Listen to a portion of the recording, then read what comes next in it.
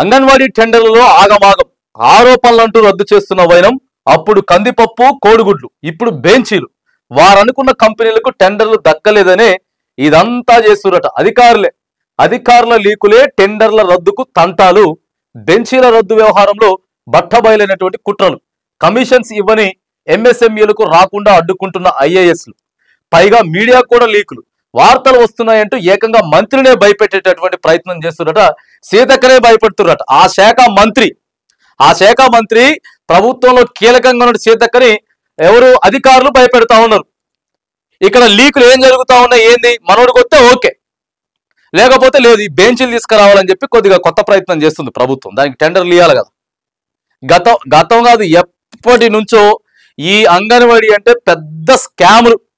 మొత్తం కాంట్రాక్టర్లే తింటారు. కాంట్రాక్టర్లు అక్కడ ఏమైనా కావచ్చు, కోడిగుడ్లని, బియ్యం అని, సైజ్ తగ్గుతుందని ఈ కోడిగుడ్లు మొత్తం బయట అమ్ముతారు అని చెప్పేసి మొత్తం పందికొక్కులాగా తింటా ఉన్నారు కాంట్రాక్టర్లు. మొదటి నుంచి కూడా కందిపప్పుని పందికొక్కులాగా తింటున్నటువంటి పరిస్థితి. పెంచుకుంటారు వీళ్ళే ఇక మొత్తం ఇప్పుడు అధికారులు కూడా డ్రామా చేస్తున్నట. కాంగ్రెస్ ప్రభుత్వం వచ్చాక ప్రతిదీ రాద్ధాంతం చేయడం కామన్. ఇది మాత్రం వాస్తవం. కాంగ్రెస్ ప్రభుత్వం వచ్చిన తర్వాత ఆగవాగం ఉంటది. ప్రభుత్వ ఉద్యోగులేమో ఆరాంసే ఉంటారు. అవి ఇక్కడే ఉద్యోగులు అందుకే చేసేది. కాంట్రాక్టర్లు దోచుకు తింటా ఉంటారు. ప్రజలకి మాత్రానికి న్యాయం కానీ మంచిగా పని కానీ ఏడా జరగదు. ఇది ఇప్పటి నుంచి కాదు, అది అనాది కాలం నుంచి వస్తా ఉన్నది. ఇప్పుడు ఇక అంగన్వాడీలను చేసిరట. అంగన్వాడీకి ఆ టెండర్లను మొత్తానికి కూడా ఆగవాగం చేస్తున్నారు కాంట్రాక్టర్లు. ఇక ఎందుకు వాళ్ళకైతే అయిపోయాయి, అన్ని కాంట్రాక్టర్లకే ఇస్తే అయిపోయా. అదే టీచర్లకు పెంచరండి జీతాలు సరిగా. టీచర్లకు జీతాలు రావట్లేదు. వాళ్ళంతా కూడా మొన్న ఇక్కడికి వచ్చిర్రు, ప్రజాభవన్కి వచ్చిర్రు. వాళ్ళంతా ఆయాలకి జీతాలు రావట్లేదు. వీళ్ళకి ఇవ్వాల్సిన డబ్బులు మొత్తం కూడా ఈ కాంట్రాక్టులు తినే సొమ్ము, ఈ కక్కుర్తిది ఏదైతే ఉందో వాళ్ళకి మొత్తం ఇవ్వచ్చు జీతాలు. ఈ మూడేళ్ళు ఇవ్వచ్చు. ఈ కాంట్రాక్టులు తినే సొమ్ము అవి ఖచ్చితంగా ఆపితే జీతాలు మొత్తం వెళ్తాయి. ప్రభుత్వం చేయదు. ఎందుకు తెలుసా? రావాలి కదా, కమిషన్ రావాలి. ఇగో చూడండి, శిశు సంక్షేమ శాఖలో ఉన్న ఉన్నతాధికారులే కమిషన్స్ కోసం కార్పొరేట్ కంపెనీలకు టెండర్లు వచ్చేలా వ్యవహరిస్తున్నారట. చివరకు తక్కువ బిడ్డింగ్ వేశారని తెలుసుకుని రద్దు చేస్తున్నారు. తమకు అనుకూలమైన వారికి దక్కలేదని తెలియడంతో మీడియాకు లీకులు ఇచ్చి వార్తలు రాయిస్తున్నారు. వీరి వ్యవహార శైలి తెలుసుకున్న మెయిన్ స్ట్రీమ్ మీడియా వార్తలు రాయకుంటే యూట్యూబ్ ఛానల్స్ కు లేనిపోని సమాచారం ఇచ్చి ఏకంగా మంత్రి సీతక్కనే భయాందోళనకు గురి చేసి టెండర్స్ రద్దు చేస్తున్నట. బెంచీల టెండర్స్ లోపాలు. తెలంగాణలోని 35,781 అంగన్వాడీలో గర్భిణీలు కూర్చునేలాగా 70,000 బెంచీలకు గత నెలలో టెండర్స్ పిలిచారు. మొదట పెట్టిన ఎలిజిబిలిటీ ఏ కంపెనీలకు లేకపోవడంతో తగ్గించుకుంటూ వచ్చారు. ఒక్కొక్క బెంచ్ కు 4,000 కంటే ఎవరు తక్కువ బిడ్డింగ్ వేస్తారో వాళ్ళకి ఇవ్వాల్సి ఉంటుంది. ఇందుకు ఈ నెల 8న శాంపిల్స్ తెప్పించుకున్నారు. మొత్తం 8 కంపెనీలు శాంపిల్స్ తెచ్చాయి. ఇందులో 4 కంపెనీలు మే 9న బిడ్డింగ్ కు ఆన్లైన్ లో పేపర్ సబ్మిట్ చేశాయి. నేరుగా పత్రాలు ఇచ్చాయి. అయితే శాంపిల్స్ టెండర్స్ కు అనుకూలంగా లేకపోతే టెక్నికల్, ఫైనాన్షియల్ బిడ్డింగ్ కు అర్హత ఉండదు. అనుకున్న కార్పొరేట్ 2 కంపెనీలే వస్తాయని అనుకుంటే మరో 2 రావడంతో కుట్రలకు తెరతీశారు.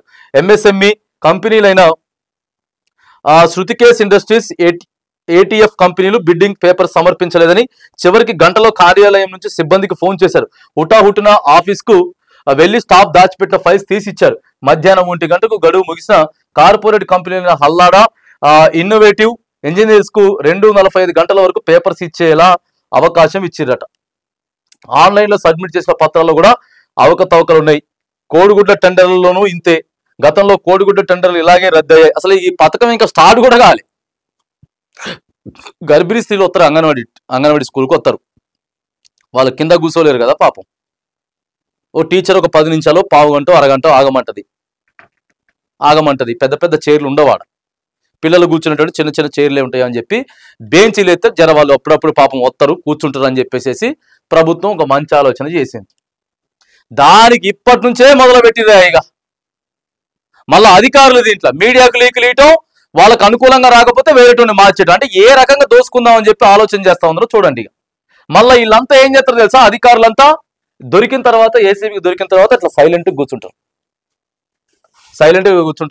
ఇగో నిన్న ఇక్కడ ప్రెస్ మీట్ కూడా పెట్టి, సో ఇవంతా కూడా కంపెనీ ఏం జరుగుతా ఉంది, ఏంది అనేది కూడా చెప్పేటటువంటి ప్రయత్నం చేసిండు. మరి సీతక్క గారు చూడండి, మిమ్మల్నే బురిడి కొట్టిస్తా ఉన్నారు. మీ పైన ఉన్నతాధికారులు, మీ శాఖకు సంబంధించిన వాళ్ళే. మీరు ఒక ఉన్నతమైనటువంటి లక్ష్యంతో ప్రతిష్టాత్మకంగా బెంచీలు ఏర్పాటు చేద్దాం అంగన్వాడీ స్కూల్ అని చెప్పి మీరు ఒక నిర్ణయం తీసుకుంటే దాంట్లో చూడండి ఎన్ని అవకతవకలు, ఎంత గందరగోళం, ఎంతమంది కాసుకొని కూర్చున్నారో చూడండి.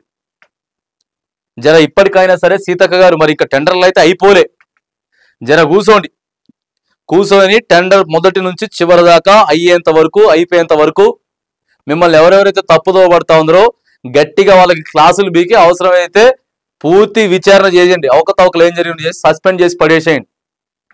అంతేగాని కాంగ్రెస్ ప్రభుత్వం అంటేనే ఇంత, మొత్తం కమిషన్ల పరిపాలన ఉంటది అనేటటువంటిది ఏదైతే ఆరోపణలు ఉన్నాయో వాటిని మీరు తిప్పికొట్టకపోతే మాత్రానికి తిరస్కరించినట్టే అవుతుంది.